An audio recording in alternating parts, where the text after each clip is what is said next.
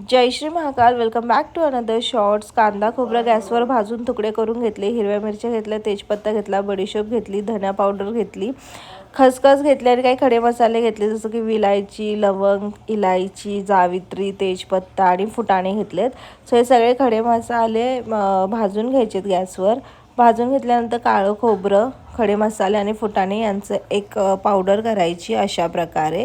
तोपर्यंत कांदा चांगला लालसर भाजून घ्यायचा थोडंसं तेल टाकून.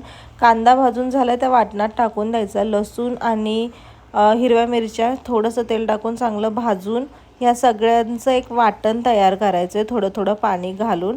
वाटण तयार झाल्यानंतर त्यामध्ये चवीनुसार मीठ घालायचं आहे आपल्याला. ते सगळं वाटण मिक्स करायचं आहे चांगलं. कढई तापवायला ठेवायची, तेल घालायचं, त्यामध्ये तेजपत्ता टाकायचा. दुसरीकडे लगेच वांगी कापायला घ्यायची. 4 खापा करायच्या जशा मी दाखवते तशा, आणि त्या खापा चेक करायच्या किडलेलं आहे की चांगलं आहे वांगं. किडलेलं असेल तर टाकून द्या.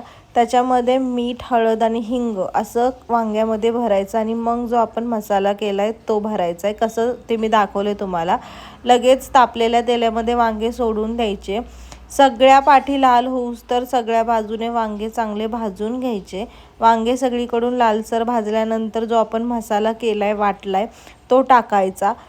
तुमच्या अंदाजाने पाणी घाला, तुम्हाला किती घट्ट पातळ हवं आहे. फुटाणे त्यामुळे भाजी घट्ट होणार, त्यामुळे थोडं एक्स्ट्राच पाणी घाला. त्यानंतर हिरवीगार कोथिंबीर घाला त्याच्यावरती.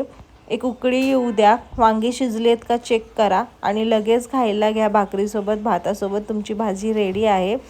सो चवीनुसार मीठ घालायला विसरू नका. माझ्या वाटणात थोडं मीठ कमी होतं म्हणून मी वरून आणखीन घातलं. सो आय होप रेसिपी आवडली असेल तर लाईक, शेअर, कमेंट करायला विसरू नका. भेटू परत नवीन व्हिडिओमध्ये. तोपर्यंत स्टिल दॅन खाऊ